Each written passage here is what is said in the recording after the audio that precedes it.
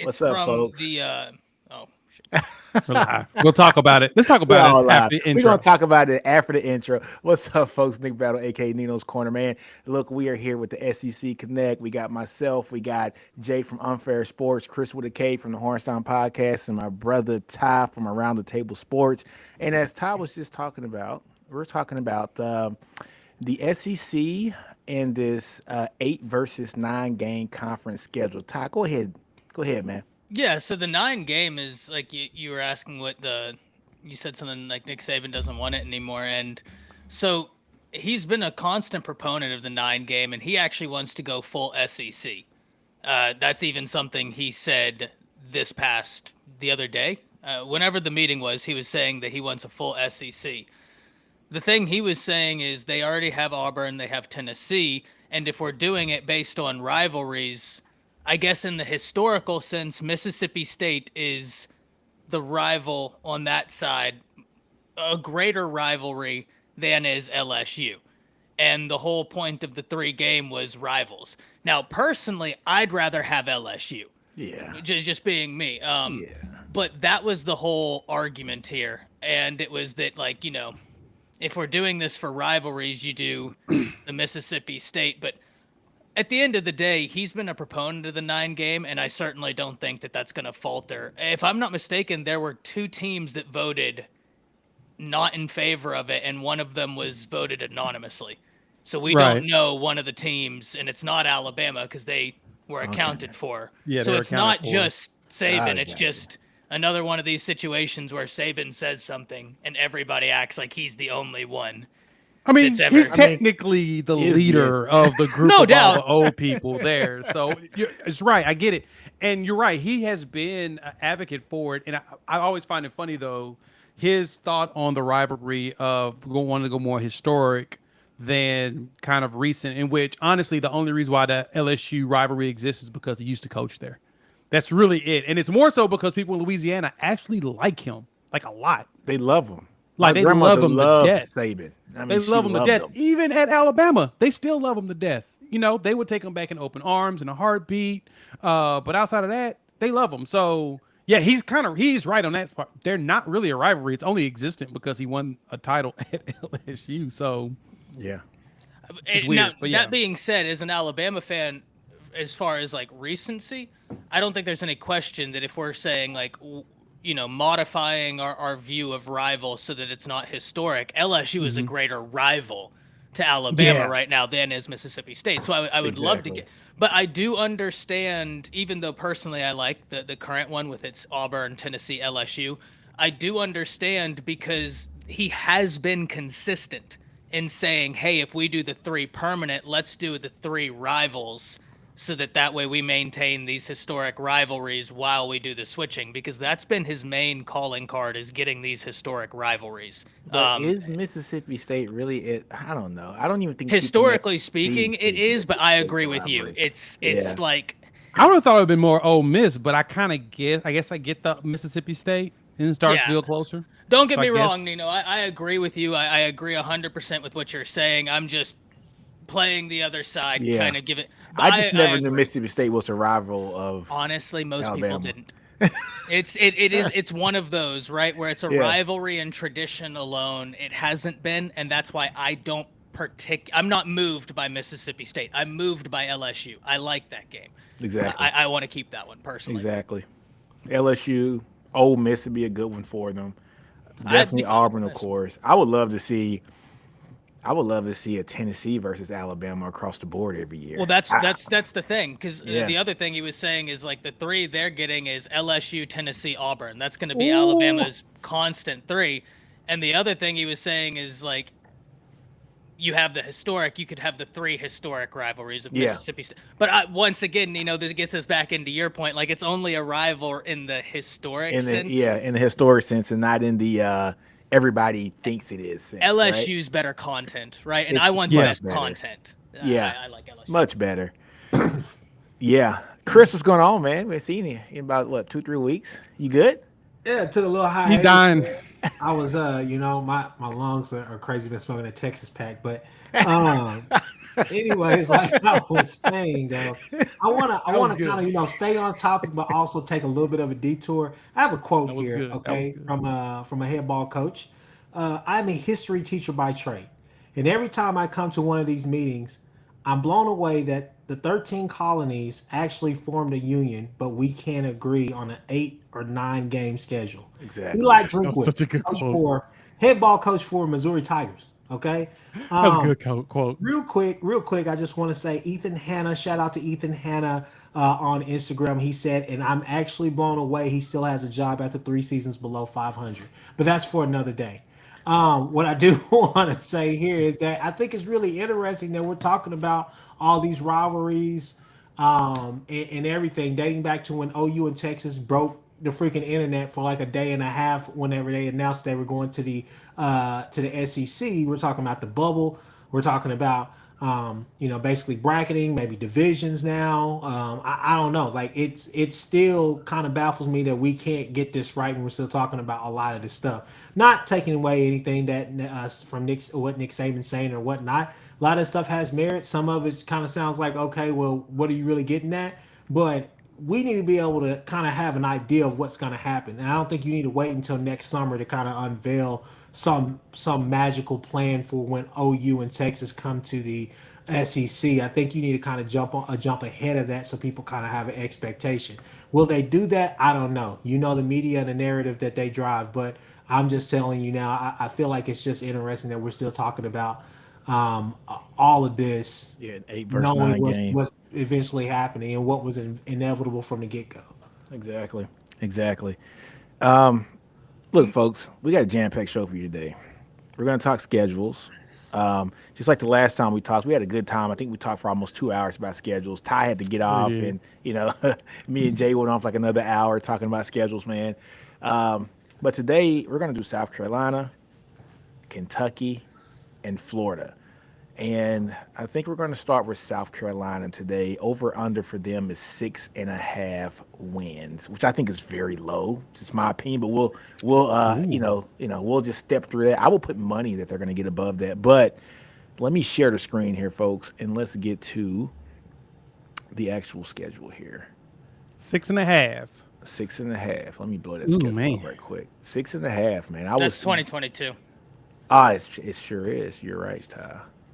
Do you mind if I have 1 minute? Because Nick asked, "What's the opinion of Saban calling out A&M, Texas, and USC?" I can answer this in like less than 45 seconds. Yeah, Go. yeah, go ahead. So, Nick, honestly, I've seen a lot of people framing it that way, and I think that the people framing it as Nick Saban is taking a shot at those places aren't seeing the forest from the trees. His complaint has been consistent. It's the same complaint Billy Napier just had. It's the same complaint Coach Prime just had.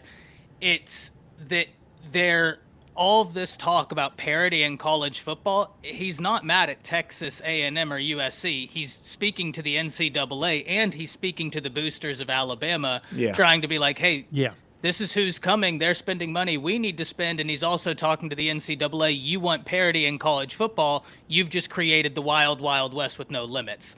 So, yeah, I think it's a larger picture type thing. I wish he would have packaged it as a larger picture type thing, but I don't think it was a shot at any of those places. He has a lot of respect for Sark. I know they're very close. Yep. All right, folks. How's that look, folks?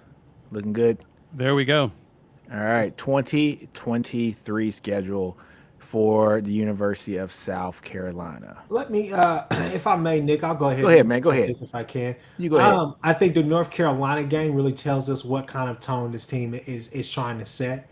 Regardless of what happens against Georgia, that doesn't end their season. Let's just be honest with you. But that's a statement win to a lot of people, because a lot of people think that Drake May is arguably one of the top 5 quarterbacks in next year's class, rightfully so, after the last season that he had. And so people are going to be really high on them. I'm not going to sit here and say that these are two teams that are going to be in a championship conversation, but I do think that North Carolina has a chance to possibly be ranked, and if not, they're going to be right there on the verge of being ranked. Oh, yeah. Yeah, they'll be ranked. But yeah, I definitely think that this is a game that for North Carolina, I mean for South Carolina, for me at least, I think this kind of sets the tone and sends a message to everybody else that hey, we're here and we have something to prove this year. Like I said, I think their tight end room was hurt, losing the offensive coordinator, Yeah. and obviously I think running back, Marshawn Lloyd. I mean, I know the injuries and stuff like that, but I think he was a big. When he was out there, he was really good. So I'm really interested to see that offense. Like, is there a shift as far as the philosophy, as far as what they're trying to do, or does it all remain the same? Defensively, I mean, I think they're going to be stout, but are they going to be good enough to keep you in games or whatnot as far as allowing Rattler to have time to kind of develop as the game goes on? Because let's just be honest, Spencer Rattler, don't get me wrong, there's games where he comes out there and I mean he'll rip you to shreds first few quarters, but then there's the other half of the season where he's kind of, in my opinion, he's like a rhythm thrower. He has to get a good rhythm to really, stay in the game, stay active, stay on par or whatnot. But, I'll pass the mic, but I'll just say that North Carolina game to me is the tone setter for the season. That will kind of tell me, is this the team that I need to look out that I need to be on the watch for, and maybe on an upset alert against, who will put a bunch of teams on an upset alert in the SEC. So, Chris, tell me this: who wins, North Carolina or South Carolina? Man, as it stands today, I'm probably going to go with North Carolina. I think it'll be a close game, though. I think they win by possibly a touchdown and a field goal, and I'll put it like that. Okay, Ty, how about you, man? So this is the thing with North Carolina. They're missing a big piece of that offense that they had last year in Downs. And Yes. yeah, he was a beast, man. And so here's the thing, man. South Carolina had a really good recruiting class, and they recruited a lot to need. Desmond Umazulu was a huge get, top 200 prospect in the nation at edge. That's a big one, but we all know the big get they had, right? Nicholas Harbor. 6'5", 225 pounds with legitimate Olympic speed. Now, I'm not saying he's going to be a catalyst that propels them to an undefeated season. Certainly not. He's got a lot of growing to do, but it was a great addition.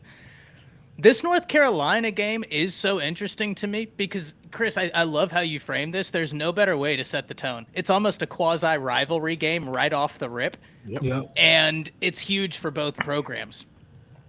This game to me is really a toss-up because you're right. South Carolina lost some big pieces, the running back and the tight end. But if they put Nicholas Harbor at tight end, if he can pick up the blocking, you can try and mitigate that loss. But no doubt about it, that's not what you want. I would really like to see South Carolina pull this out. Rattler ended the year playing very well. Yeah.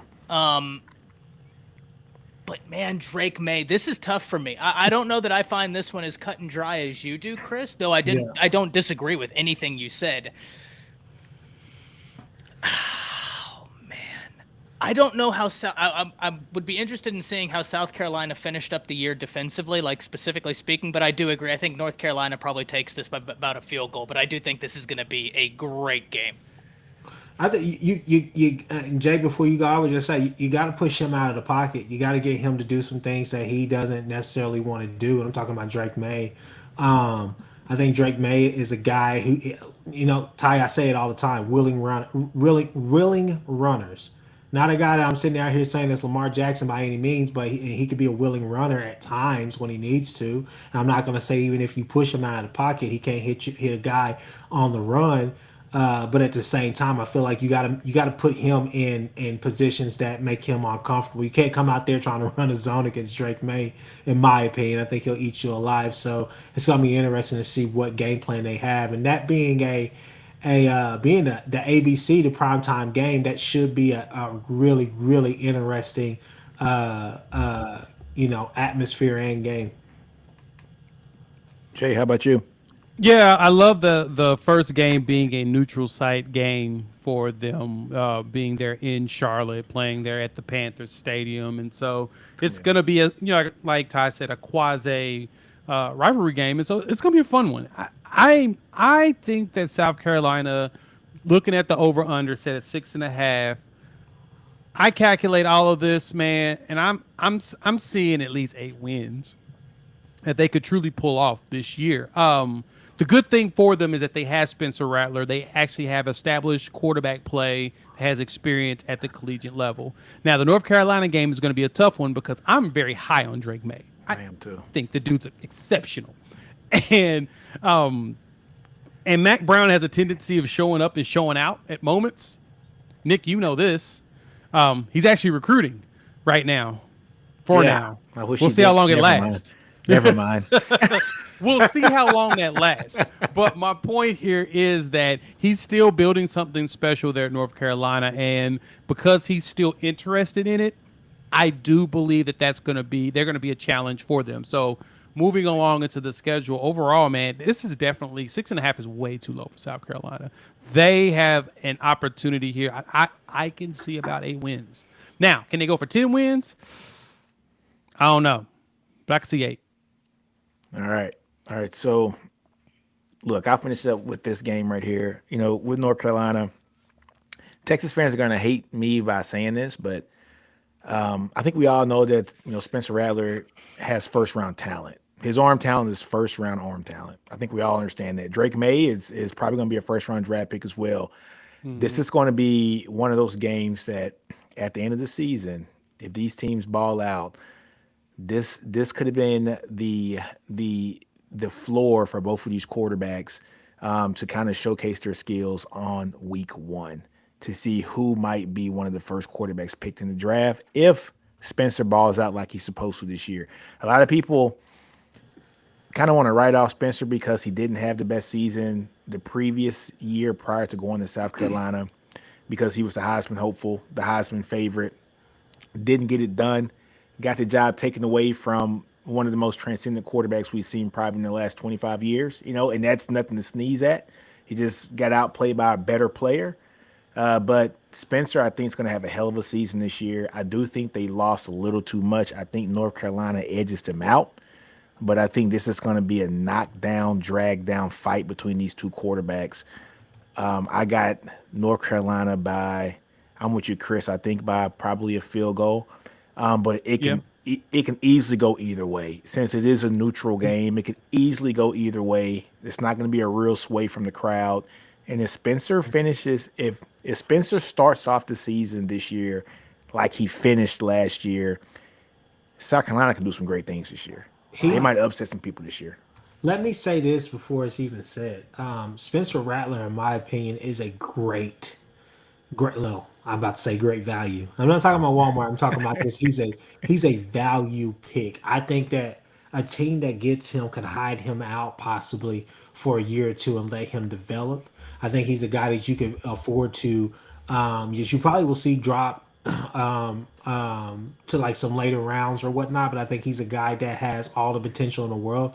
I still will stand on this hill and die on this hill. I think he has the best arm in the nation. I think he has at least the most gifted arm in the nation. I know we got guys like Milton, guys like that who have bazookas or whatnot. But Jay, I see you shaking your head. I haven't seen enough game tape from him. The most I've seen from him is chunking balls on videos and doing backflips. So I'll say that right there. But just in my opinion, I still think he's the most talented passer in the nation. But I definitely don't see. I don't know. This is just a tough one to take. But I think that North Carolina pulls it out at the end. Okay, so You're still my boy, Jay. All right, so we got 0-1 South Carolina. I guess that's the consensus right now after the first game. Yeah, I'm making a little chart right now. Yeah. Second game's against Furman. I think we all understand that. Furman's going to get blasted. Skip. All right, so 1-1. All right, third game is Georgia. Skip. Yeah, no, I'm like Jay. I'm good on it. Why waste our time when we know I don't what have this a thing to discussion is say. going to be? 1-2. They're 1-2. All right. Fourth game's Mississippi State. This one's going to be very interesting. This is good. This is going to be a very interesting game. I want to start this one off, Ty. I got to start this one off. No, please. Man, I love the defense of their head coach, Arnott. I think he is outstanding on the defense side of the ball. We've been talking about this for a while for the offense side of the ball. How does that offense mesh up with that defense?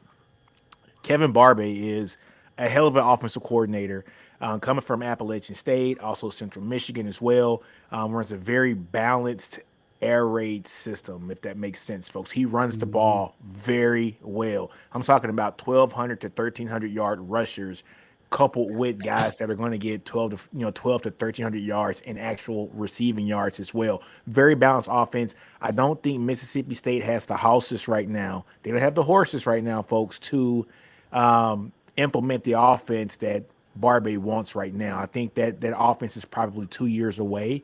So with saying all that, I think Mississippi State's defense is going to come to play outstandingly well. I don't think they have the players on the offense to run the offense that the OC wants. I think South Carolina edges this game out. I'm going to say 6 points. Ooh. I'll take round two. I'll take the second spot this time around. I'll know more on Mississippi State after week 2 of this season. The only thing that concerns me is kind of the way everybody got their jobs, losing Pirate. Yeah. So I'm curious to see how that affects everyone and how they play, because they're going to honor them game 1, so it's going to be the emotional game, and they should be able to go out there and do something with that. But outside of that, I don't know what this team's going to look like next season. I don't. The last class wasn't all that great. So, and I think South Carolina did a really good job in the portal on top of getting Harbor, the 5-star number 19 player in the country. I think South Carolina wins this one. I think they win this one soundly at home. There's no excuse. They're at home. Yeah. So here's how I look at it. I have a lot of questions about Mississippi State.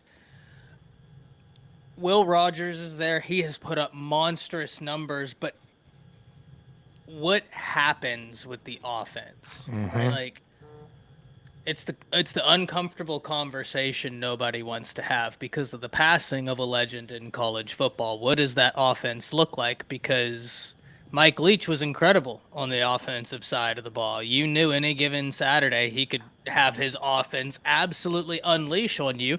And the incredible thing is you knew he wasn't going to run the ball, and he'd still pass it for 550 yards on you ad nauseum. And it was without that, and there's a total shift in identity. Mississippi State is undoubtedly one of the teams to watch this year, but I have this game for South Carolina. I do. And isn't this at home? Yeah, this is at home. Yeah, it's at the home. It's at home. That's why I was sold on it too, was looking at it. It's a home game. There's no reason not to. And just like you mentioned, Ty, the only thing I could say with that is Appalachian State's Barbie, he beat up on, A&M. I mean, Texas A&M last season. So, but it wasn't the offense that beat him up. I mean, that was a close game. That was a very close game. It was all defense. Fair point. That was a defensive juggernaut, right? So, yeah, his offense didn't tear up A&M, but A&M had one of the better defenses. I'll go ahead and say they had one of the better defensive lines in the country last year, and it all starts in the line, right? So, his offense didn't beat down the doors last year against A&M, but against like-minded competition, they did really well. It's true. Chris. Look, I think Mississippi State, just piggybacking off of what Ty was saying, I think Mississippi State is going to have more of a controlled offense this year. I think they're going to be, and they're not going to be a tempo offense. They're not going to be kind of a spread, in my opinion. They may come out there and be a spread team, but I don't think you're going to see kind of the high pace, high volume of passing or whatever. I think that the defensive coordinator, obviously, he wants to, he's going to put his imprint on this team. And at the first, I still don't know exactly what they have. I mean, obviously, we know, the old head ball coach, exactly what he was coming out there. Mike Leach was going to always have guys that could go out there and run his offense, but I think it's shifting philosophy this year. So definitely would take South Carolina in that game. They should win that game, barring some type of, they come out there and they take them light and kind of go through the motions, at least the first half. If they let them stay in it, that second half, that we'd be talking about a different thing. That's true. All right, so we got 2-2. 2-2 for South Carolina right now. This next game, this is going to be the one, folks. South Carolina versus Tennessee rematch of I think one of the game of the year last year. That was a hell of a game last year. Spencer had a coming out party that game. It's at Tennessee. And since it's at Tennessee, Jay, you are a Tennessee fan, man. So let me start off with you. Before we begin this, just as a point of like, because I'm documenting all this, and from Yeah. here on out, I'm going to have it all on a spreadsheet. So after we get done, we can look back and like, so I just It'd be want to fun. have Jay for North Carolina. You had North Carolina beating South Carolina? I got South Carolina winning that game. You got South Carolina winning that game? Okay. Ooh. So all of us pick North Carolina except for Jay. And on MSU, we're all in agreement that South Carolina takes that one? Yeah. I'm sorry, I was okay, perfect. Yep. Sorry about that. Just No problem. wait. All right, so Tennessee in Knoxville, Joe Milton should have his coming out party in this game. I think Tennessee wins this one.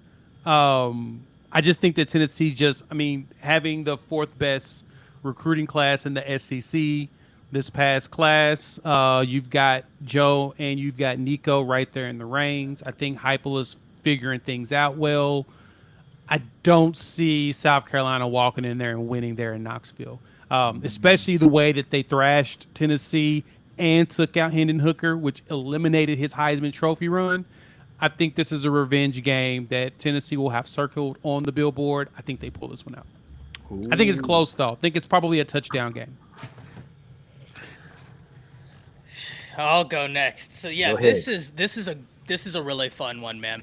And here's my question, Jay. I want to have a little bit of a back and forth right here because you know a bit more about Tennessee and their current capacities than I have. I'm a little bit all over the place right now. And Fair? so outside of you replace Hendon Hooker, you have a lot of faith in Milton. What does the offense look like? I know you still have Brew McCoy at wide receiver. You have to replace Hyatt. And you got to We replace got the other wide Squirrel, receiver. who got a lot of game last Gotcha. year at your Gotcha. Y. And what about the Uh, defense? Because that was an area of major. What moves have happened there? Because that's the only area that really concerns me for Tennessee with a new quarterback that isn't as experienced as Hendon Hooker. Well, see, that's the thing is that Milton has a lot of experience. He didn't have Fair, a lot of that's fine fair. tuning. He played a lot at Michigan. He did. He played like 2 seasons and he got a lot of game. The problem is that no one could hone in that arm. And then when he got to Tennessee, he won the quarterback battle with Hendon Hooker. Started the season off first couple of games with the job, but they stripped it from him because, again, he couldn't control that cannon. Brought Hooker in. He finished the season out. Tennessee went like 6-7, did okay. But then Hendon Hooker had his coming out party, him and Jalen Hyatt. And so I think with the work that they've put into Milton over these last 2 years, with Hendon Hooker as well, trying to help guide him and mentor him because they're pretty tight. I think this is the year where he tones down that arm and he's able to get better control and better throws. Plus, they've got some fast receivers, with Squirrel. He played throughout the Orange Bowl and was kind of eating up Clemson's defense, and that was kind of a shocker to me. I'm sitting in the stands like, oh, this is what this going to be, huh? And then Milton was out there dropping some dimes. So if anything that concerns me is the defense. I don't know what the defense is going to look like. Byron Young is gone. That to me is a big deal. They're losing a couple of defensive linemen to the portal. One went to Colorado, and a defensive tackle was just at Oklahoma visiting recently that had some solid Terry, production. yeah. Dejon Terry.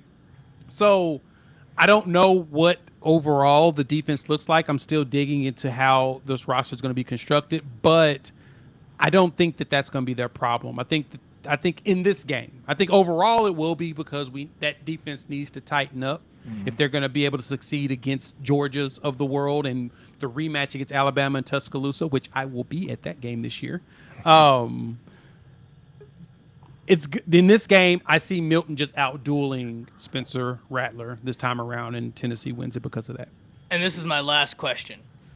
Do you think Milton, because this is what all my questions have been leading up to, the one thing I haven't seen Milton be able to do, and that's not to say he can't do it, right? Because the same thing could be said for Hendon Hooker, and this is why I'm more interested in saying this is a debate point. But I haven't seen Milton be able to just go out there and win a shootout. Right. And that's where I have the level of concern because the arm talent is there. Like you said, the control over the throws has been all over the place. Accuracy has been a little bit all over the place. And reading a defense has been a little bit all over the place. And when I combine all of those with the defense being kind of all over the place as well, that's where my big question for Tennessee comes in, because I don't know that you have a guy that you hang your hat on that can go out there and score 55 points a game. No, I agree. If it becomes a shootout, that's going to be a bigger problem for Tennessee than it will be South Carolina, because Spencer Rattler, to me, has a little bit more experience in that capacity and running offenses where you can go. But after watching Milton play against Clemson in the Orange Bowl, I've calmed down on my fears with him because he did a really good job eating up that Dabo Swinney team. Mm-hmm. He did. And that surprised me. Because when I watched that, when the game was going on, I was like, man, this is not going to be that. Because remember, Hyatt didn't play. Of course, Hendon Hooker was out. We had a few players that did not play in this game because of deciding to go to the draft and prepare for that instead. Joe Milton went out there, threw 250-something yards. Squirrel White had over 100 yards receiving and a touchdown on 9 catches. And so it was a balanced attack, and the defense actually showed out too. So Clemson ain't no slouch. So to me, being able to win the Orange Bowl with the 2 orange teams playing told me that he could actually tell colors throughout that game. Fair. Ty, hey, you remember 2014? What happened in 2014 in that bowl game? Which bowl game? Alabama versus Oklahoma. I try not to remember. No, it's not even on you. What happened in that game? Who was the quarterback for Oklahoma? What did he do? He sling it all over Alabama, ran all over Alabama. I mean, whatever he wanted to do all in Alabama. It was tough to watch. And in that very next season, what did he do? Absolutely nothing. That's the same thing that I see with Joe. Oh, no. I am so sorry. Jay. No. Jay, I can't do this. You see the way he led up to that? You see the way he just dangled that carrot? He hit 2 birds with one stone. The level of disrespect. And he attacked me. I can't sit here and let you do that, Jay. I'm not. I'm not. Do I think that Tennessee will get the win? I'm leaning towards so. I think it'll be kind of a late game heroic by somebody. I think it's going to be more of a controlled game. I'm just not a big – I don't know. Something just rubs me the wrong way. You know, I talked to my uncle about this. My uncle said, hey, well, obviously Tennessee, they know something because they see them every day. So obviously he's got to be, you know, something for them. Hey, man, I'm just going to be honest. I don't see it, man. I think we'll see Nico probably around sometime around. Wow. I just don't think that Milton's the guy, man. My God. Not still delivered, man. I'll give this game to Tennessee simply because I think that they'll edge it out.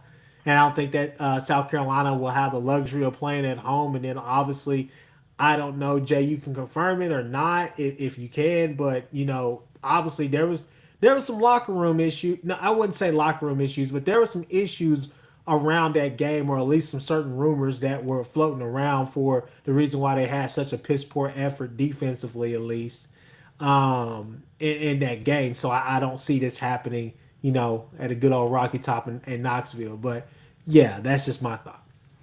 Ooh, y'all! My God, y'all a little feisty today. Well, look, I'm gonna shock y'all. You see this violence? You see this violence I'm dealing with? Look, I'm kind of on the same tip right now as Chris, man. I think South Carolina's going to pull this game off. And I say that because, look, Tennessee lost a lot. You know, they lose 2 wide receivers. They lose their Heisman candidate quarterback. I'm with Ty on this too as well. How's their defense going to shape up? And, yeah, Milton did win the bowl game, but he beat out a true freshman in Clay Cubney. He should. I mean, he should. He's been in college for a while. He should outplay a true freshman, right? I just got a feeling Spencer Rattler is going to have a hell of a season this year. And he's going to win some games that he's not supposed to win. He's going to we saw last year how he kind of propelled his team to win some games late last year, and that was on his arm. I think he continues it this year. I really do. So I got them edging out Tennessee very slightly, but I think Spencer's going to play better than Milton at Rocky Top. All right. You know, you spent 40 minutes on South Carolina, and we're gonna do this to me? Me? Well, All right, but the consensus is Tennessee is going to win this, right? So 2-3, right? yeah, I think so. Yeah. All right, 2-3. All right, off week the next week. Florida. Chris, how about you start this one? Okay, so with Florida, this is the interesting part. I'm gonna be honest with you. I'm going to say South Carolina. I think this is a South Carolina win by probably a field goal Oh, more than or that. simply a touchdown. Because I think like teams play like teams, right? And what I mean by that is the fact that this could be a game where Spencer Rattler struggles against that defense. I don't care who's the coach for Florida. I don't care how bad Florida is. They're going to have athletes, SEC athletes, and they're going to have Florida athletes who are some of the best recruits in the nation, obviously. So I know that their defense is going to be stout. I still think that the old head ball Napier is going to be okay. My only problem with Florida is this right here, whether it's Graham? Graham Mertz or Jack. What's his name? Jack. What's his name?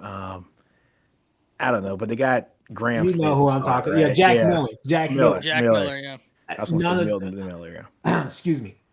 As the great Ty Hayes would say, neither one of those quarterbacks move the needle for me. Okay, Not a bit. I can't do it. I can't bring myself to really feel like Graham Mertz is going to go out there and really take over. So I mean, y'all I'm leave definitely Graham giving that Mertz game- alone. I'm giving that game to South Carolina. Ty, how about you, man? Yeah, I got to go South Carolina. Look, here's the thing. I want Napier to do well.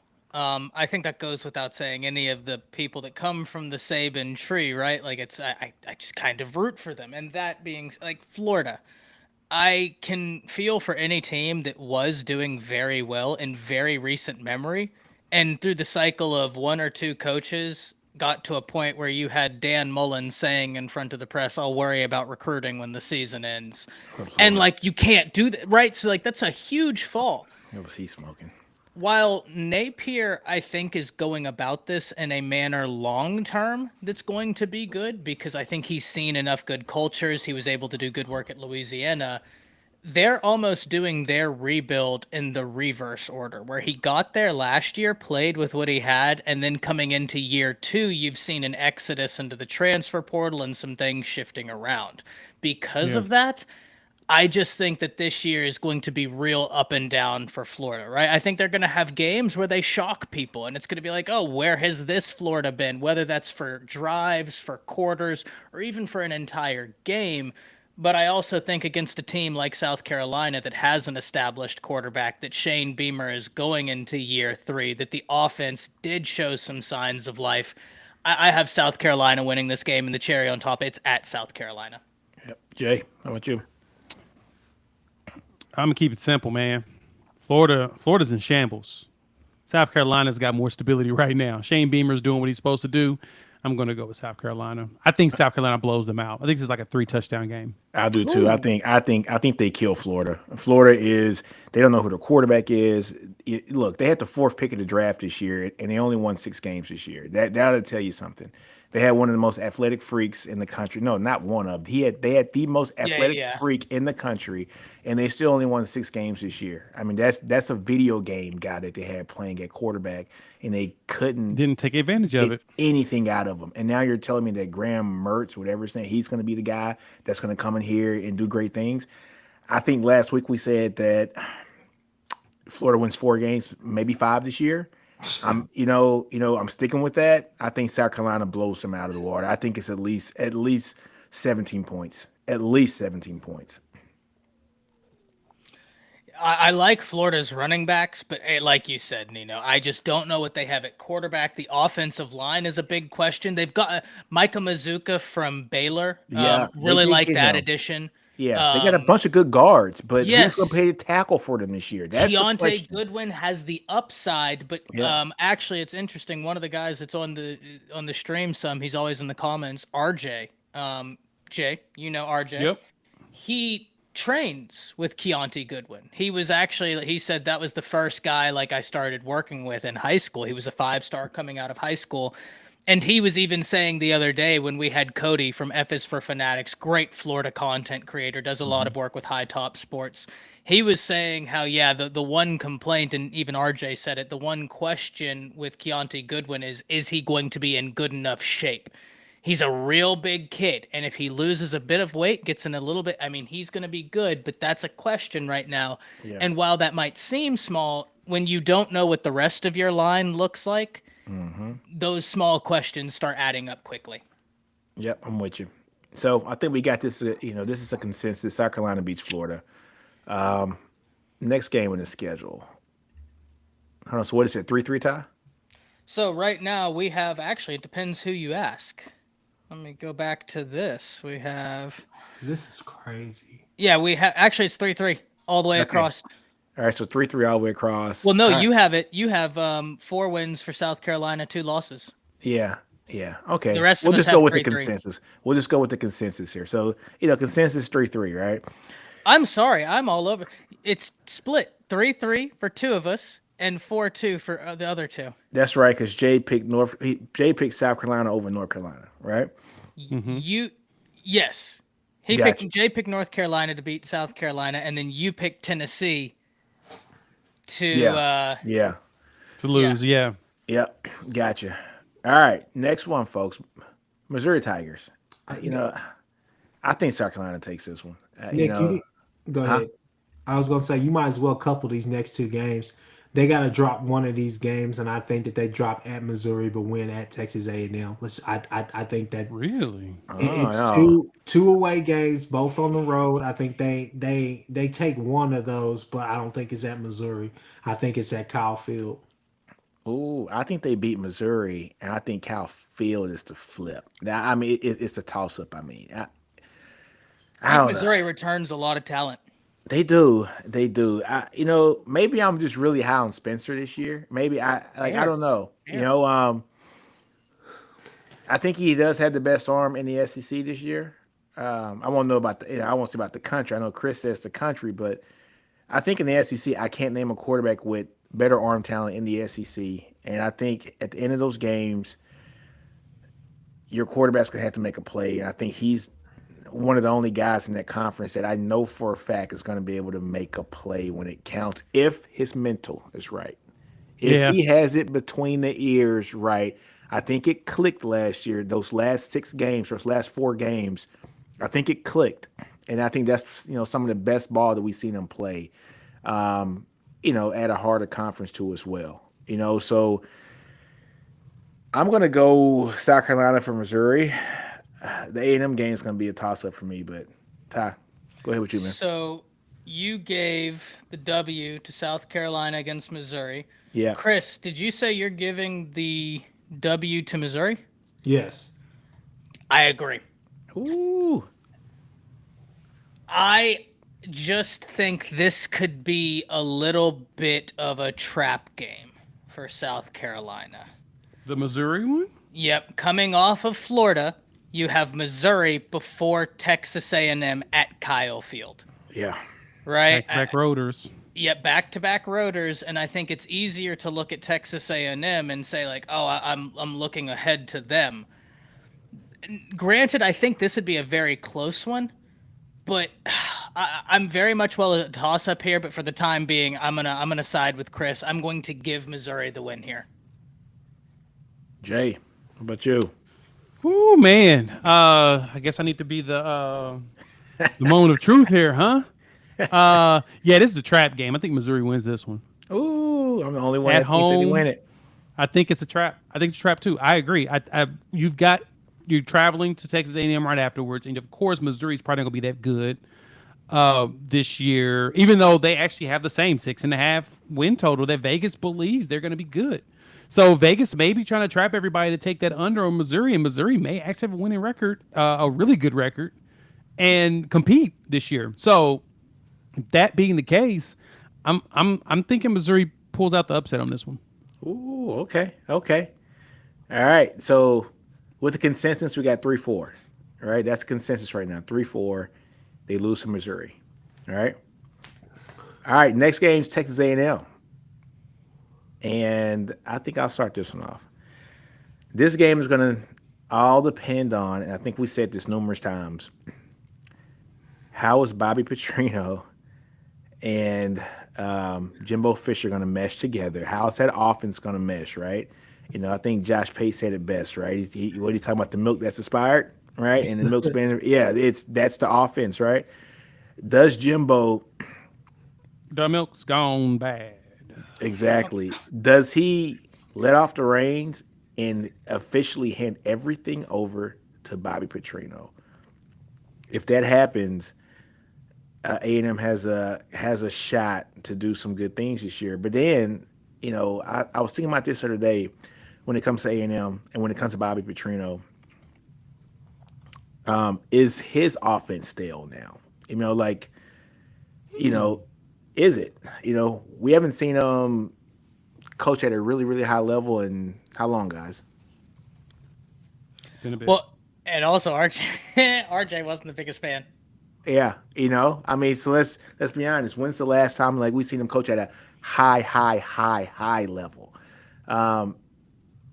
Is his approach to the college game this time around at A&M, is it going to be very successful? I'm not sure it will be, but I think A&M's defense is just their defensive line is sick, man. Having, you know, adding Hicks It to was that sick line last as year. well. Yeah. You know, it was sick last year. And the they got defense- Bryce Anderson in the back of that Yeah. secondary. He's a beast. He's a beast. And does Weigman provide better quarterback play than what they had last year? Couldn't be worse. Yeah, and so you got Weigman, you got Evan Stewart, who I think's you know, just an amazing player. I mean, you you got- say it can't be worse. Yeah, no, you're right. You're no doubt. No doubt. you We're got talking about A&M. You Yeah. would hope. you would hope not, but I think that they are returning some really good wide receivers. Adding Owens in the backfield too, 5-star running back in the backfield, Weigman there as well. Their offensive line is one thing that you got to kind of look at. Is that going to be enough in the conference? They didn't play too bad last year. They didn't play too well either last year. They're kind of an average line, but I like their skill position, you know, pieces. I like their 5-star running back. I like Weigman, and I like their defense, man. And it's at A&M. That's going to be a tough win. I think I'm gonna kind of give A&M the edge on this one. Here's my problem with Texas A&M. Okay, it's not necessarily the headlines that are making the rounds right now. I think that I think that Petrino was brought in there for a reason, and he's a good offensive coach. I think he's a really good offensive coach. My only problem is his Weigman and a really athletic quarterback that can move, that can run. You know, because I've only seen Petrino's offenses ever be successful with athletic guys playing quarterback. And even going back to Arkansas, I know that people will say, "Oh, well, Arkansas, he won a bunch of games without an athletic quarterback." Yeah, but you had McFadden, and then you had Yeah. Jones back there. Yeah. I mean, you want a Wildcat. I think I watched them run Wildcat for most, if not all, the game against like LSU or somebody. One of those games that year. I thought So they seemed like they were the majority Wildcat that whole season. The whole that season. entire season. So I mean, that's kind of my spin on it. And that's what kind of gives me fear is that I don't necessarily doubt the talent there, Evan Stewart and some of the other wide receivers that they have. But I just and Weigman, I think that he's a good quarterback. I really do. I think last year he showed flashes. I just don't know with Petrino's offense if he can win with a guy who's honestly a pocket quarterback. You know, I guess that's kind of the verdict that I have. There needs to be some type of resolution to that because I just don't see it. And plus, I think that Texas A&M is due for a letdown at some point this year, and I think it will definitely be against a team like that, which would be South Carolina. I think that they could come there pretty much. I think that would be kind of like a 6 p.m. game. I don't think that'd be an 11 a.m. game, and I don't think that'd be a 2:30 game. I think that'd be like a 6 p.m. kickoff, and Yeah. I think that you would see possibly that game kind of they go round for round, quarter for quarter, who's going to come out on top, and I think eventually you would see South Carolina win that one. Well, I Ryan Mallett. yeah, here's the issue, because my gut, for whatever reason, wants to say South Carolina, and I think you hit the nail on the head, Chris. We've seen peak silliness out of Texas A&M for multiple seasons now, and I'm one of those people where if you show me peak silliness multiple times, I'm going to believe that the next year you're going to show me peak silliness. And I think it's completely logical to say, like, hey, they're going to get caught one time. When will it be? The only reason why I have it hard saying that it's going to be against South Carolina, one, it's at home, and two, it's coming off of a bye for Texas A&M. Exactly. They're going to be up for this game. Yeah, they're coming off of a bye. They're very talented. I think your point about Petrino and typically having a mobile quarterback is well received. I don't disagree with that at all. I think that's actually a very interesting point, something I'm actually probably going to look into a little bit. Yeah, I didn't think about that either. That's a good one. I didn't think about that at all. Yeah, Very that's actually true. interested in diving into that. But, Nino, there's something you said, and it's so true, man. It is so true. The A&M offensive line is all over the place in terms of their consistency. One game you'll watch them, and you're like, these guys are world beaters. I mean, Yeah. these guys are phenomenal. And the next game, it's like, oh, my goodness. What happened here? There's no way. I don't know where my voice is going. But the next game, you're looking at them saying, there's no way this is the same starting five. Like, this has got to be a totally different crew. I'm picking A&M to win this game because they're coming off of a bye.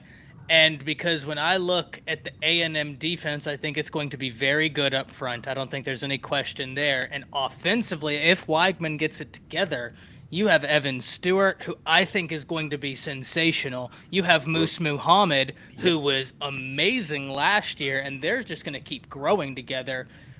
I'm going to give this one to Texas A&M, but I will say, guys, I think midway through the summer, this is going to be two conversations we have to revisit, is the Missouri game and the Texas A&M game for South Carolina, because of the games we've talked about, those are the two that are really standing out to me right now as question marks. And I know from the outside looking in that might seem weird, but I don't know. It's just something about those two games that really stand out to me. Exactly. Jay. We don't have to worry about December 2nd.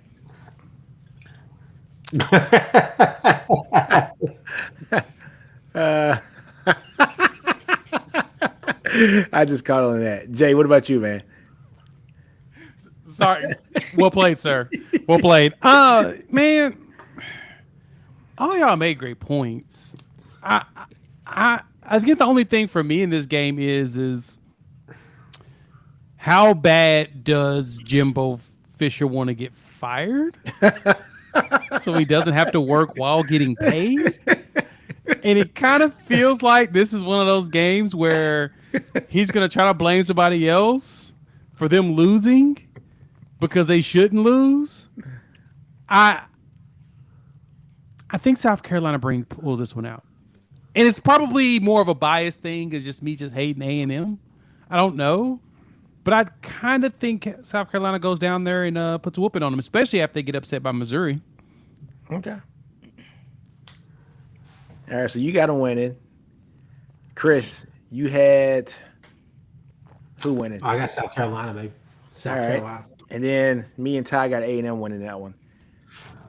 All right. So let's see what the record was at first. So, interesting.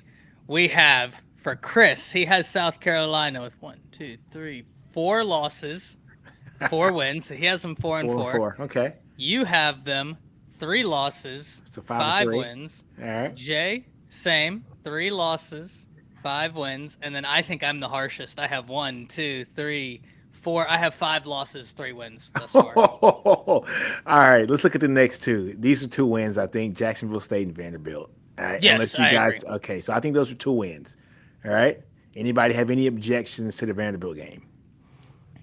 No. All right, we're good. Are These they- last two, Yeah. These last we're gonna two. keep going through that. huh? I was wondering we're gonna actually talk about that Vanderbilt game. Yeah, no, we should skip those two. Yeah, look, we're gonna skip that one. But these last two are gonna be some no kidding. This is gonna tell you, like Chris said, the top of the year against North Carolina it should set the tone. The back end of the year against Kentucky and as well as against Clemson is going to show us how much this team has grown, or if this team was fool's gold. Okay. Yeah, I think the Kentucky game is going to be one hell of a game, a very interesting game. Kentucky is bringing in Devin Leary as their transfer quarterback from from North Carolina State. This kid balled out at State 2 years ago. The team went 9-3 with him as a starting quarterback in 2021. In 22 last year, he tore his pec, so he missed most of the season last year.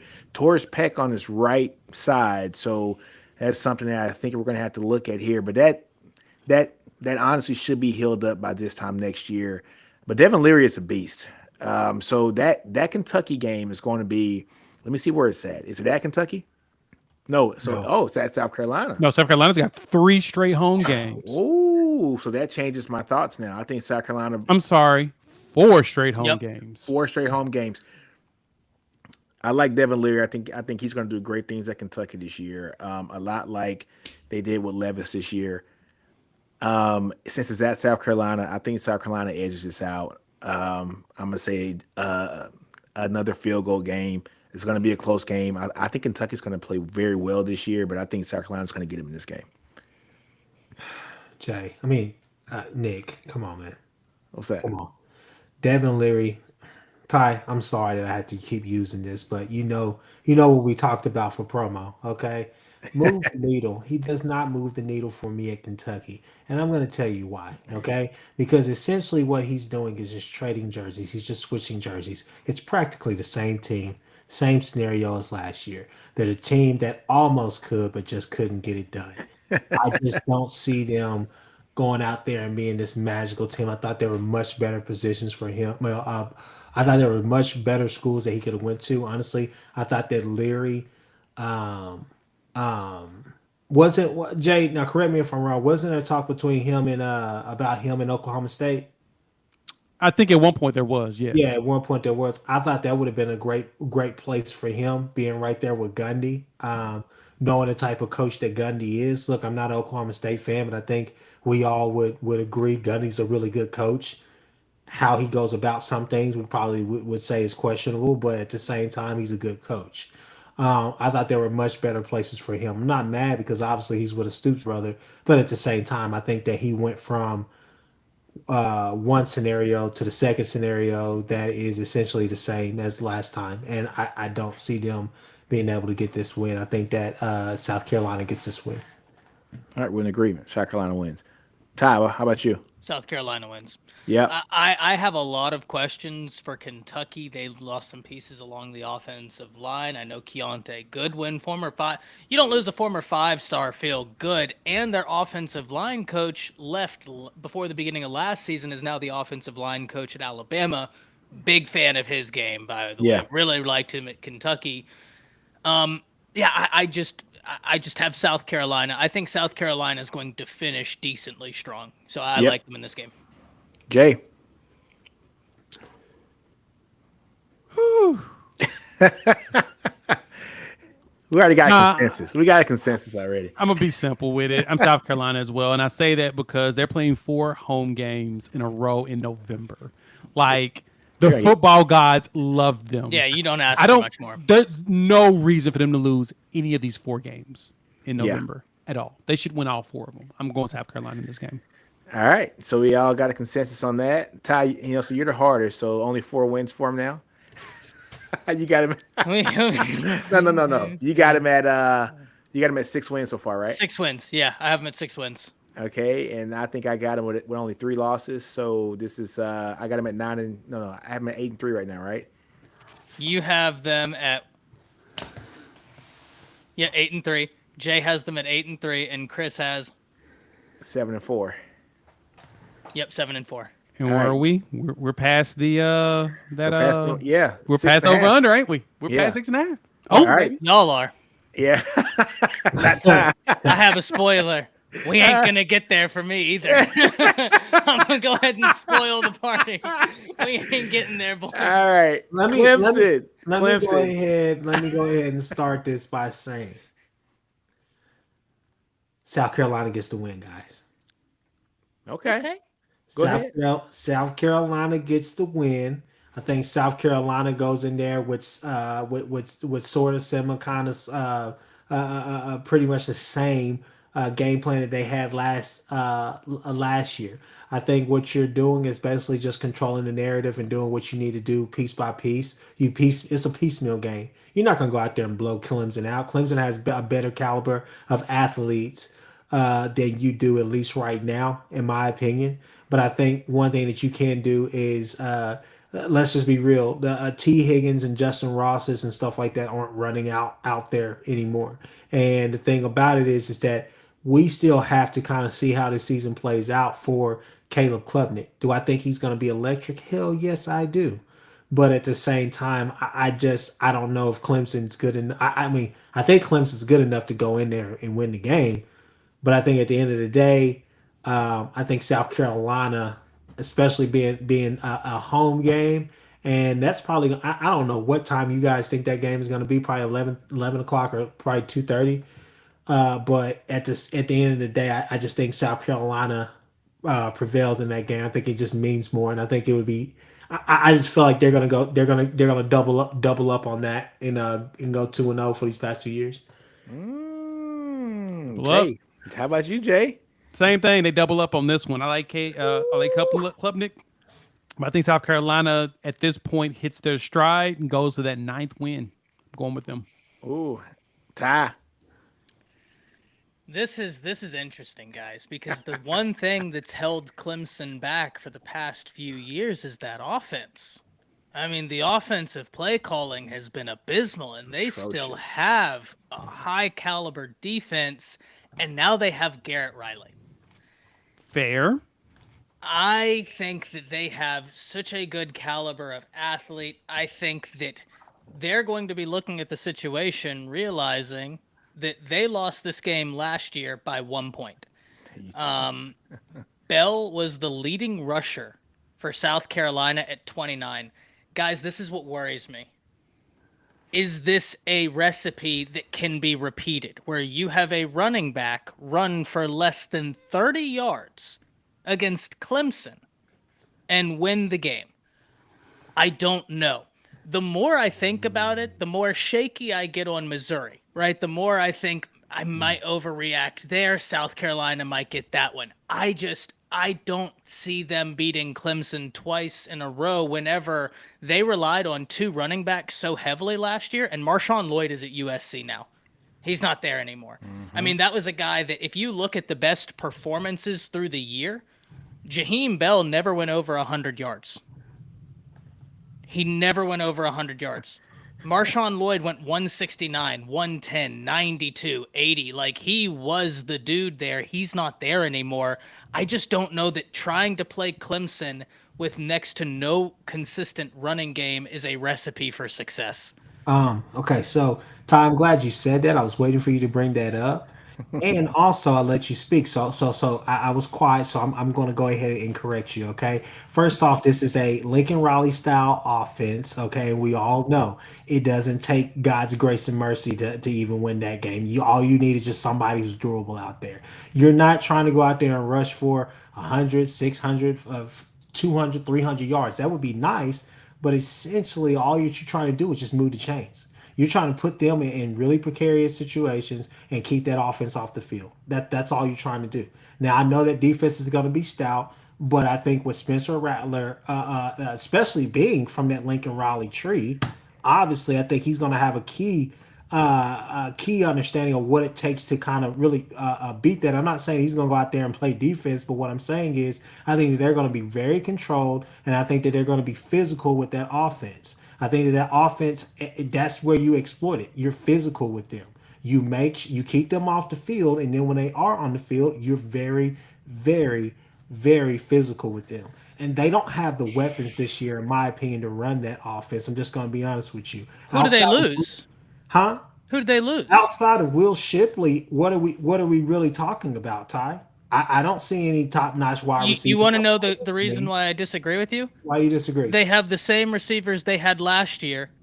DJ Uiagalelei threw for under 100 yards, and they lost the game by 1 point. To your point, this is a Lincoln Riley offense. What's the one truth we know about a Lincoln Riley offense? Hell, it's the reason you got on to me when I thought USC could get Utah. A disciplined defense that makes you read ends that. You're talking about Clemson.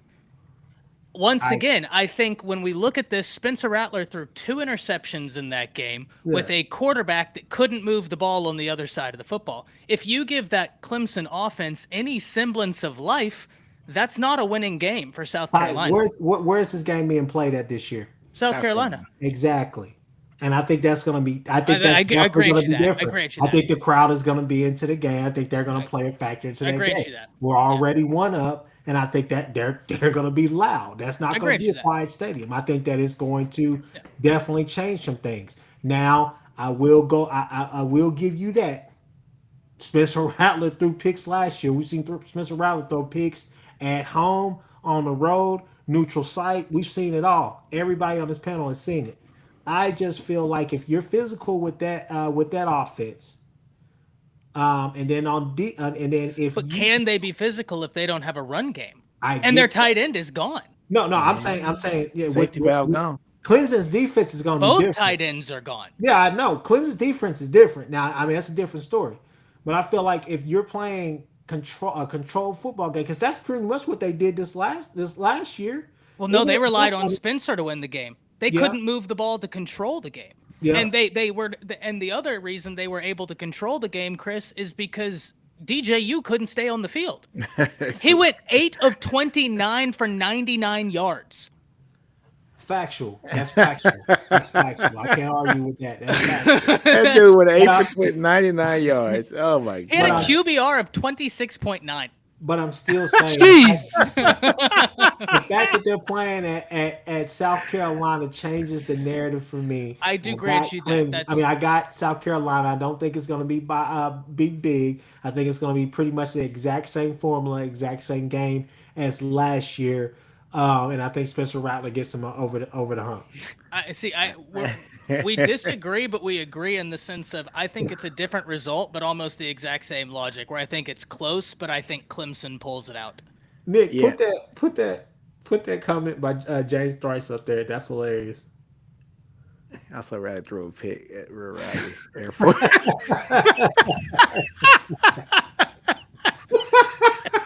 That's cold blooded. That's cold blooded, man. All right, it's my turn, right? Oh man, hate. That's cold blooded. That's cold blooded. Hey, look, I'm with Ty on this one. I think Clemson. I think Clemson wins this game, 31-30 with DJU as quarterback. He didn't have. Look here, we could have got out there and played quarterback for Clemson last year and did just the same thing. You know, what was it 9 for 28, 9 for 29, Ty, something like that? 8 for 29. Less than 100 yards, 1 touchdown, 1 interception. Cade Klubnik, we saw what he did in that bowl game, going 20 for 24 with 280 yards or something like that, a couple touchdowns. He pretty much ate up North Carolina last year. Now, I know, North Carolina didn't have all their players playing last year in that bowl game, but to see a true freshman come in there and go 20 for 24 and have the game that he did shows promise, and it shows that Clemson has, I think, their next quarterback for the next couple years before he goes off into the draft. I think this is going to be a great coming out party for him this season. I think Cade does his thing. I think Clemson wins that game down in South Carolina. I'm just going to add this in to piggyback off of what you said, Nick. If we look at the best passing performances last year for Clemson, the number 1 would be Uiagalelei against Wake Forest, where he went for 371 yards. Yeah. Number 2 would be Cade Klubnik against Tennessee, where he threw for 320 yards. And number 3 would be Cade Klubnik against North Carolina, where he threw for 279. He started 2 games. Yep. And he had 2 of the 3 highest performing games for that offense. And I remember watching Cade in high school. And that my God. Lowest interception rate 24/7 Sports has ever charted. I'm sorry, what? Yeah, he had the Yeah. lowest interception rate 24/7 Sports had ever charted for a quarterback rated 3-star or over. Yeah, he's a monster, Wow. dude. Went to Austin Westlake. Hell of a quarterback, man. I remember seeing What did he him throw play. like one interception his whole career? It was something crazy, but they threw a lot, right? Like Yeah. they relied on Yeah. his arm, so it was Yeah, the they amount threw of a lot. attempts. So it wasn't a BS. It wasn't a I threw it every once in a No. while. It was No. I'm No, throwing this it 400 times. Yeah, he was a 5-star for a reason. Nick, You know, who else went to Austin Westlake? as far as what? I know what he's doing here. Well, who else? Here we go. Somebody else went there, Nick. Come on, Hey, say they it. produce QBs. Bam Yeah. Bam Sam. Okay. Dude, Baker? I don't know. Yeah, Baker, he ain't go to Austin. He went. He to wasn't a Lake Travis. South Lake quarterback. You He know went to what Lake they do. Travis. Baker went to Lake Travis. You know what South Lake quarterbacks do? Yeah, they just beat OU 49-0. I'm just saying. But I think Clemson wins that game. I like Cade Klubnik. I think he's going to be a star. He's going to be a star. And I think they're going to ride high this year. ACC, like we always know, it's not the toughest conference. You know, they should come in at probably 1 or 2 losses, maybe tops, and they're going to be playing for something. And I think Clemson wins that game. So what's the total, Ty? Jay's still. Oh, Jay. Oh, I forgot Jay. I thought you picked your. No. Jay already picked. He picked South Carolina. Yeah. Oh, you picked South him- Carolina? I picked them to win 2 times. Hey, man, I said they ain't losing at home these 4-game stretch. My God. Hold on now. This is their 9th win. They're not winning. They're not losing. Yeah, dear God. Okay, we have boys, I am not high on them. Like I said, I will easily eat crow on the Mizzou game because that's the one I'm the uneasiest on. And like Truth said, like Chris said, actually like all of you said, Truth said it, Jay said it, Nick said it, Chris said it, where y'all said you think they split the Mizzou A&M. I think that's probably more likely. I'm going that they lose both. So here's the spread. Chris 8-4, Nick 8-4, Jay 9-3. I have them at 6-6. Okay. Which really, that's not a crazy spread. Yeah, looking that's at not it. too far off. That's not too far off at all. But I think 8-4 is very, very, very reasonable for them. I think that's something that can happen. Everything depends, I think, on that first game, on that North Carolina game. I got them losing that game, but if they win that game, they have an opportunity to have a slip up against a Missouri or slip up against A&M. Yeah, I think 8-4 is pretty reasonable for them. If Spencer comes out and plays like we know he can, and plays up to his talent and doesn't force things, is still a gunslinger without taking too many risks all the time, I think they can do great things this year. Yeah, this is. I think that if you're asking me the 2 games I have them losing in, that I'd circle North Carolina, Mizzou, because Yeah. I think you put it perfectly. That first game, everybody said it. That's so important. Yep, so important. Man, all right. So that was a good little spread. I like that one. And one. you want to know what helps me? What makes me really believe South Carolina wins Clemson at the end of the season? Why? Clemson plays North Carolina the week before.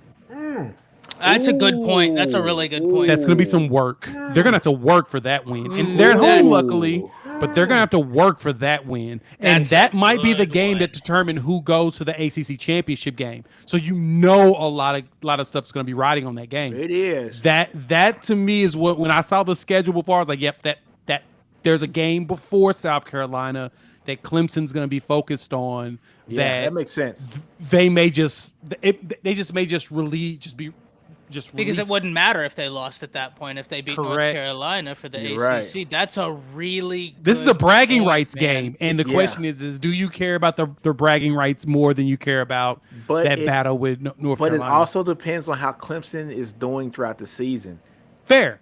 Clemson could literally run the table in the ACC this year, minus North Carolina. Oh, we got to go through the ACC's over-unders too then. We got to make that happen. That's going to be fun. There's a lot of great ones. I mean, come on, Well, North let's do that. Carolina. Go on my channel. Let's do Hey, that. let, Hey, I've got all of them. I've been looking at them. That's hey, fun. in the last few minutes of the show, let's talk a little couple of national topics, okay? Yeah, go ahead. Let's stay a little bit in the SEC, but let's kind of venture out just a little bit. So, first thing I wanted to get you guys' opinion on, because it's been a minute since we talked. I think I saw a thing on I want to say 247 Sports, or I'm forgetting which site I saw it on, but I saw the buyouts for coaches, and I thought it was really interesting when I'm looking at everybody. It's people that's at 16 mil, different things like that. And I think you could play that out and possibly pay that out as well. But when you see Mel Tucker and Jimbo Fisher both at 86.5 million buyout, which is beyond me. Ty, I was on your show. I remember saying this, and I said it on my show the following week. You cannot give these coaches a 10-year deal. I just don't see how you could give I look, I get it. And if Venables goes out there and goes 10-2, goes 11-1, does this thing or whatever, I still don't see why you would give somebody a 10-year deal. I think you put them at most pretty much a 3 to 4 year contract, exactly. Yes. And make them work for it. Yeah, make them hungry. Make them keep being hungry. Yeah, and I'm not saying that they don't deserve that. I mean, they're a high caliber of coach, or they wouldn't have got the jobs.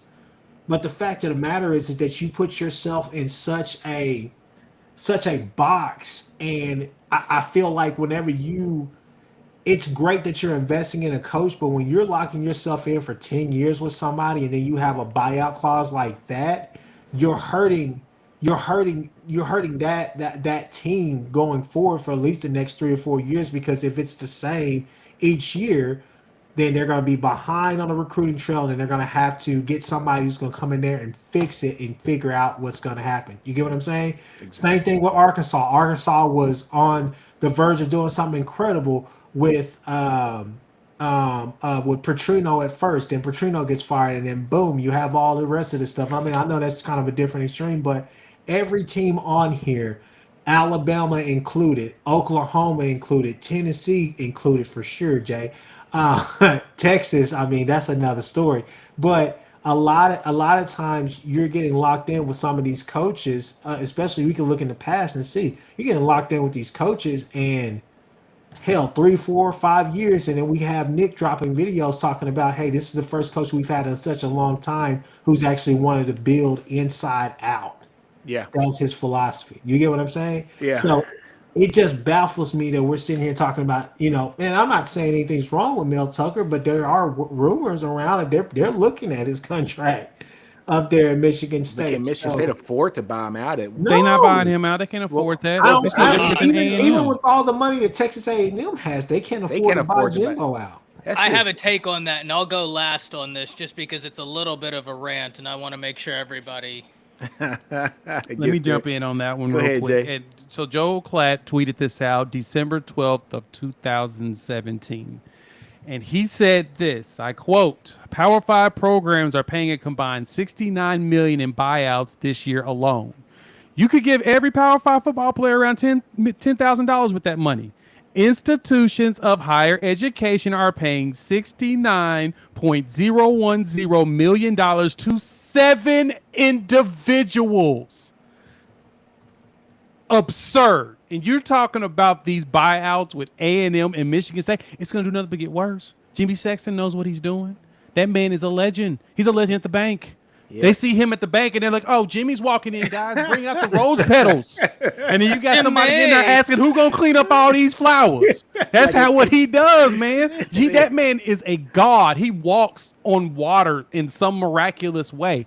But that's the crazy part, man, is that these teams get so excited for no reason, like just because you get a winning record, you're like, oh, we've got our guy, we're gonna go ahead and pay him all this. No, like just like you said, Nick, just like you said, Chris, give it a couple more seasons, because you're gonna be stuck in the whole pay. I mean, there's so many teams that are still paying coaches. They've been paying coaches for years, and they could even get a new coach. They were struggling to get a new coach because of how much money they were paying out to all of the other coaches that they had on payroll.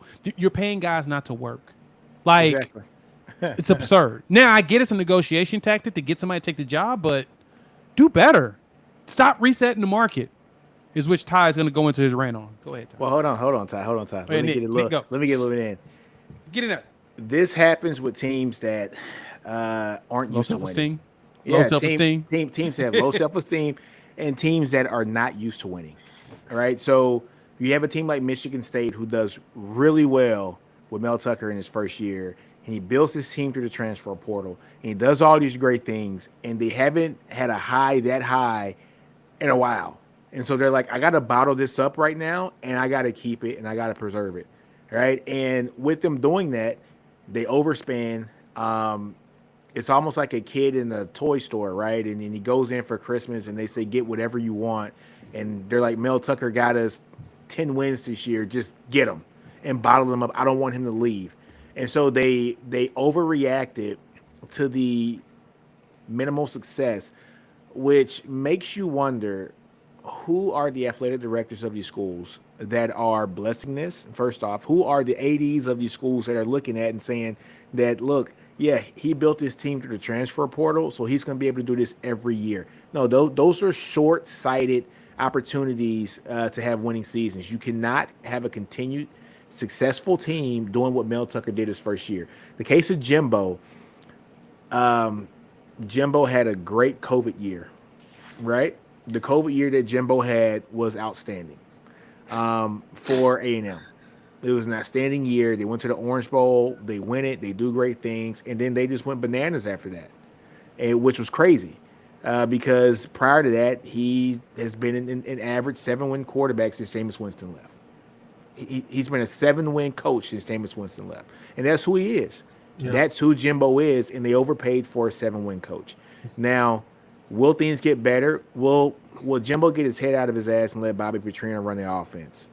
That's going to be the clear decision of – I know, right? That's going to be the clear decision of whether or not that extension was worth it. If Jimbo is able to become a CEO of this team and not be a head coach who is too stuck in his ways to get out of his way to help his team win games. Ty, over to you, man. Yeah, look, you all said it beautifully, but there is something that has just plagued my mind. It is almost like Inception, where an idea was planted and it will not come out. And it takes me back to something I said 4 or 5 months ago with Texas A&M, where I asked the question to Texas A&M fans in a video, what is the standard of acceptability at Texas A&M? What's the standard? You fired Kevin Sumlin for giving you the exact same thing Jimbo Fisher gives you. And some A&M fan hit my comments and gave me a reason. He said, well, Jimbo's recruiting better. And I said, fair. But you don't realize that actually hurts your argument. You're telling me you're getting the same results with more talent. That's worse. Like, that's objectively worse. Plus, Kevin Sumlin didn't lose to a group of 5 team. Jimbo did. That's not really the point here. Here's the point, all right? It's stupid for multiple reasons, the contract they give Jimbo Fisher. It's stupid for the first reason of, look at the buyout they have to pay him. Jay, you alluded to it. Chris, you talked about it. Nick, you talked to it. It's an absurd buyout, right? You gave this man an extension off of beating Nick Saban. Cool. The reason why I think this is so dumb, what they did, is I always liken this to the NFL. Whenever Aaron Rodgers, whenever Patrick Mahomes signs a new contract, they set the market. Now A&M is in a position where if they pay Jimbo Fisher the buyout, no agent worth their salt is going to take a contract worth substantially less than what Jimbo had, and here's the reason. Because if they're firing Jimbo for 8-4, the other agent is coming in there, and their point of negotiations is, we're going to give you substantially better results than 8-4. And if you're paying Jimbo Fisher X amount of millions of dollars a year for 8-4, you have to pay me X plus 3 for 10-2, for 11-1. They've set the standard of acceptability at an absurd rate, and now no agent worth their salt is going to take a contract worth substantially less. Maybe it will be less because of how much they've paid him. It won't be substantially less because their pitch is going to be, you're bringing me in here to be better. Why would I take less than the guy you just fired if I'm getting you better results? And this gets me into a larger point, right? You pay a coach not off of what you think they can do. You pay a coach off of what they do. There's a reason why when Nick Saban gets a 10-year deal, I applaud. He's given you all the success you could hope for. If he goes 10-2 the rest of his days, I pray that that's not the case. But if that's the case, he is still objectively unbelievable, right? Like, that's still unbelievable. He's worth the contract because you've paid him for what he's given you. They paid Jimbo for ideas, and that's wild. Dog. Clip that. We got to clip that. I'm still in that one. I feel the the sermon. Well, I'm not done yet. Oh, no, I know you're not. Real quick. But that is the thing that I've preached about this whole Jimbo Fisher piece is, man, A&M ain't got $200 million to be hiring a new coach. You can't buy out $86 million and then think the next dude's gonna be like, oh, I'll take less. It's 5 wins. I won't double what he made if I get you 10.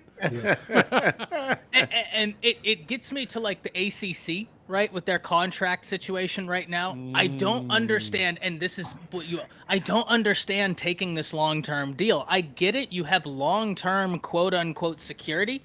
Guys, y'all all know that outside of college football, my second sport is MMA. So usually UFC, but any of that stuff, right? Kickboxing. Dana White said something incredibly stupid the other day, if you could believe it. He was talking about power slap. First off, he said they pull better numbers than every other sport combined, which is just mind-numbingly stupid.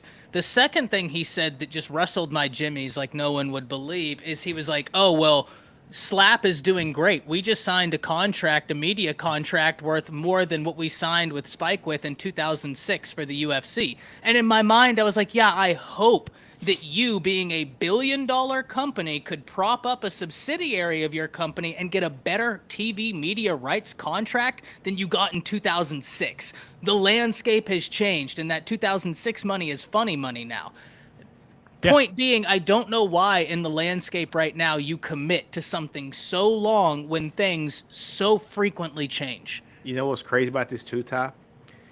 Let's say Jimbo struggles, which I think he is over the next couple years, and let's say A&M fires him after 2 or 3 years, and his buyout's only about, 40 mil, right? 40, 50 mil, right? And let's say they want to go after a coach, let's say Lane Kiffin, right? Lane's a good coach, right? Lane's a good coach. Lane's making $7.3 million this year, okay? At Ole Miss, right? At Ole Miss, with no expectations, with no real expectations, Lane Kiffin is making $7.3 million in 2023. If he goes to Texas Tech, what do you think he's going to want?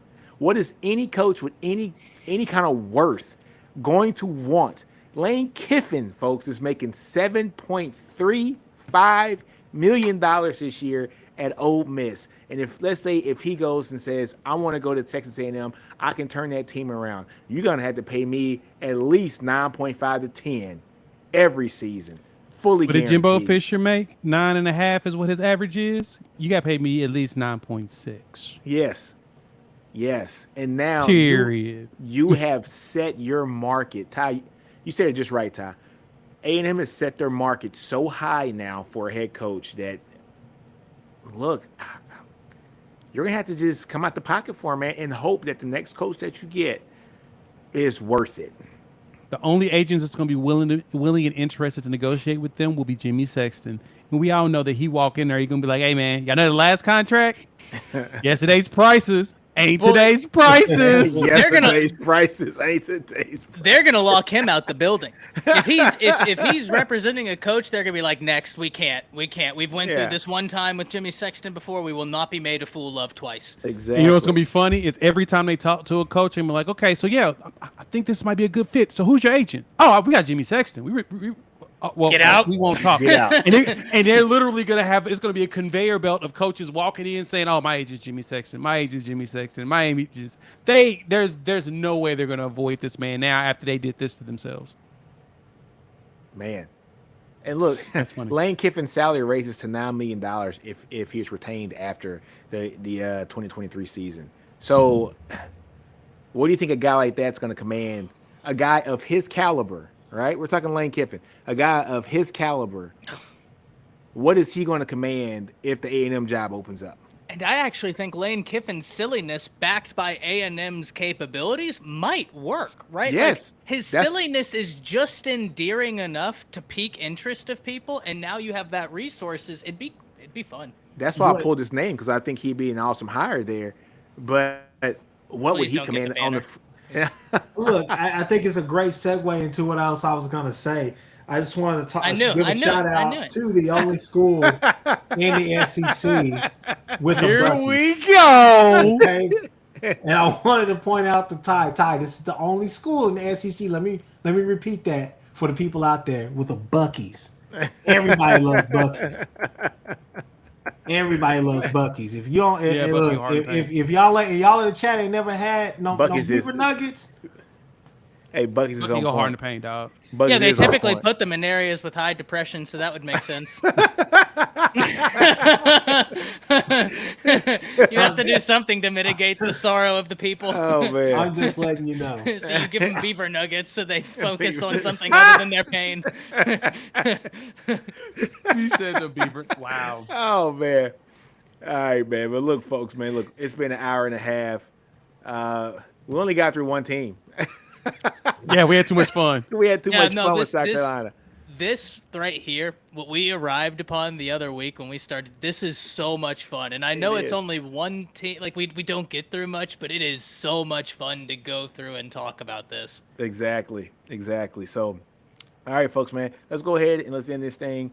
Press that like button, folks. Basically, just get to the channel, subscribe to the channel, man. I think we're almost at 200 subscribers here for the SC Connect.